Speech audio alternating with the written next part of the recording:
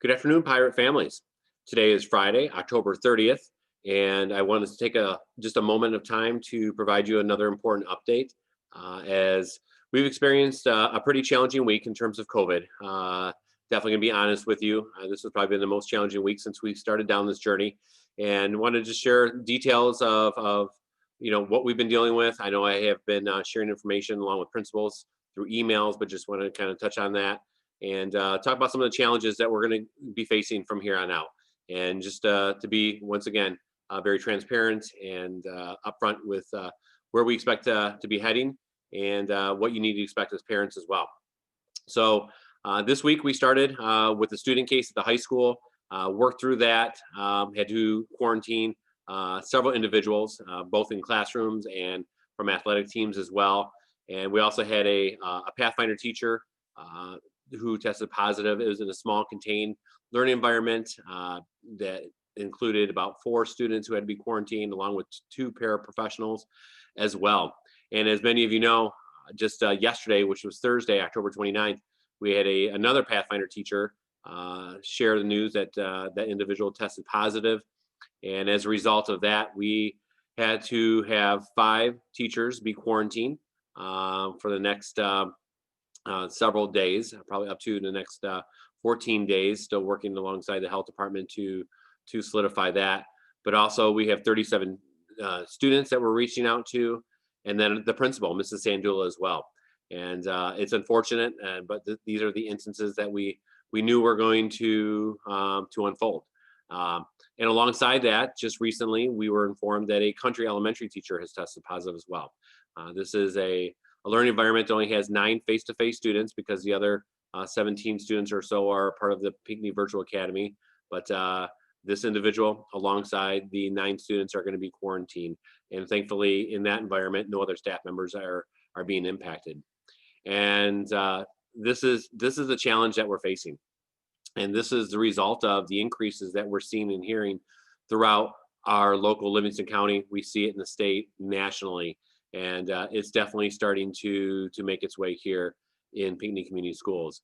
The one positive I can say is that none of the transmissions that have taken place have occurred within the school building. These are still happening because of community spread, community gatherings, home gatherings, family gatherings, and I think as long as those things are still occurring and people in these gatherings, especially these social gatherings, are not wearing masks or doing the social distancing that needs to take place, or making sure that we're abiding by the safety protocols, they're going to continue making their way into our school, and we're going to have to continue to adapt and adjust as long as this continues happening. I have no doubt that this is just the start of this unfortunate trend. And what I want to do is I do want to pop up, like I have in the past, the Livingston County data from the website that I've shared in the past, because I think it's important to share this.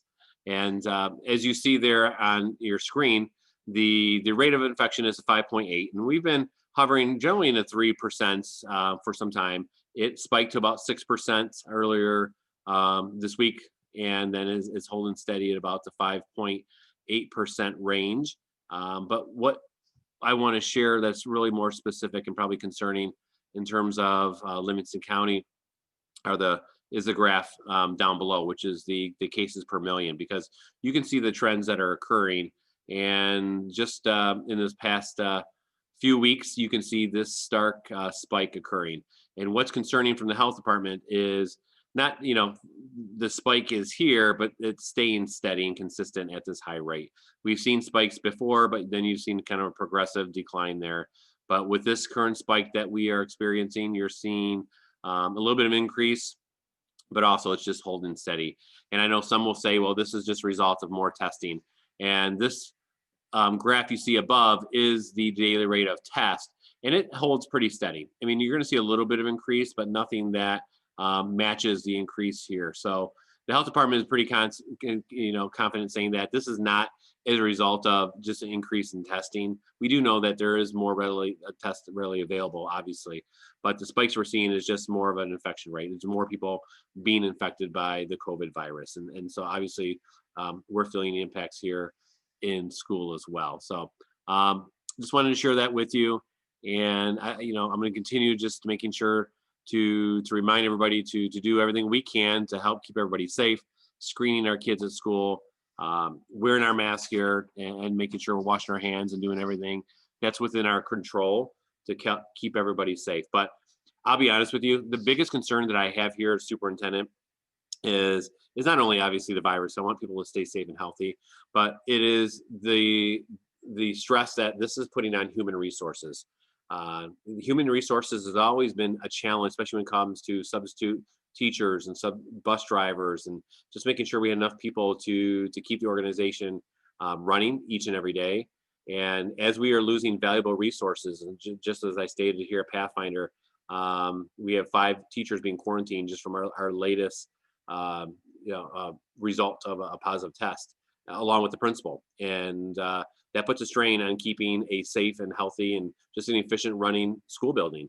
And so my concern as we move forward is that we won't have the human resources available to keep schools open face to face. We'll be able to continue doing what we need to do to have remote learning. And, that is really a benefit for us, having to not have face to face school.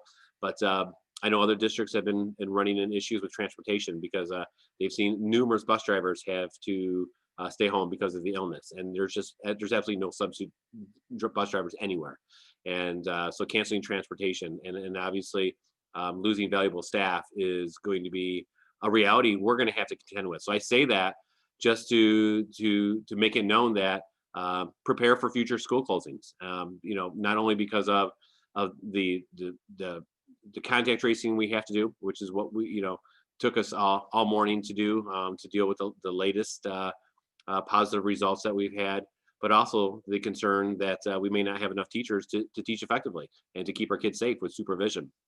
And we're looking at next week. We're hoping to have subs fill the classes that the 5 teachers that I stayed at Pathfinder, the void that we need to fill. But that may be an issue, and that's only if things stay the way they are. If we have additional cases that come our way, there definitely could be a period where we may have to have a week or 2 remote learning just because we don't have the available staff to continue running the school safely and effectively. So just want to once again be transparent with you, plant that seed, be prepared, parents. I know it's a strain sometimes for those parents who are working.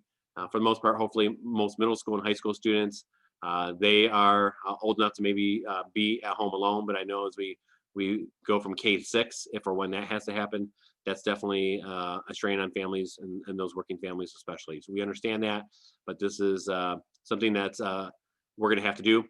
We've done our best staying open day to day, and we've been very fortunate. But we're definitely feeling the strain of the rise in cases that we're seeing across Livingston County. So we appreciate your support, your patience with all things. I'm also concerned with the stress and the strain that's being put on our local health department. The Livingston County Health Department is a small group. They've done a fabulous job. Great group of individual. I have the pleasure of working with them each and every week and meeting with them each and every week, but they're being taxed. And so I'm concerned that we won't be as responsive as we need to be when these do come our way, because we do take the lead from the health department.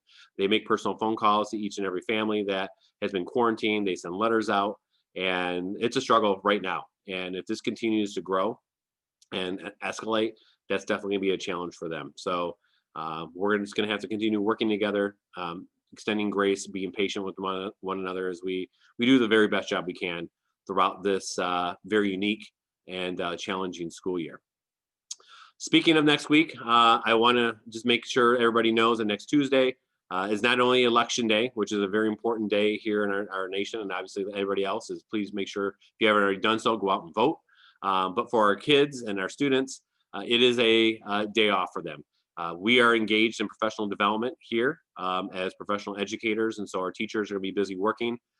We will not be providing instruction that day remotely. It is a day for kids to be home to take everything in that comes our way from a national election. Obviously, this one carries a lot more weight than probably the ones that we've seen in the past for a variety of reasons, and we've all seen and listened to the news. But for our teachers, it is a day that we're going to continue growing and learning from one another. So there will be no lessons, there will be no Zoom sessions. Kids will be home with their parents, and teachers will be involved in professional development here. So I just want to make sure that the expectations are very clear for that day as well. And today, Friday evening, once again, depends on when you're watching this video, is a great day for our Pirate Athletic and specifically our football program, as we host a playoff game, state playoff game against St. Mary's Orchard Lake. And so, and we're excited about that. We're very confident that our young men are going to do fantastic and come out with a victory. And I hope that if you're watching this at a later date, that we're celebrating a victory at that time. But appreciate the support. Looking forward to having another great crowd, 1,000 participant maximum. But we're looking forward to having as many students and families involved, obviously with our band back, and appreciate them being involved again as well. So thank you for supporting us. As again, this has been a challenging week. We're continuing to forge ahead, continuing to improve. And regardless of what happens, I know we're ready. And the learning plan we put together was purposely built and constructed to get us to where we're at today, to be ready for whatever comes our way. And our teachers have proven that they are ready. The days that we've been closed at both the high school and Pathfinder, our teachers have stepped up as always and done an amazing job providing synchronous and asynchronous learning for that day, Zoom sessions being available for our students. So I'm comfortable and confident. So whatever decision we have to make, that we will be ready for the educational experience that we need to continue providing for our students. So thank you. Have a great weekend, and happy Halloween. Be safe.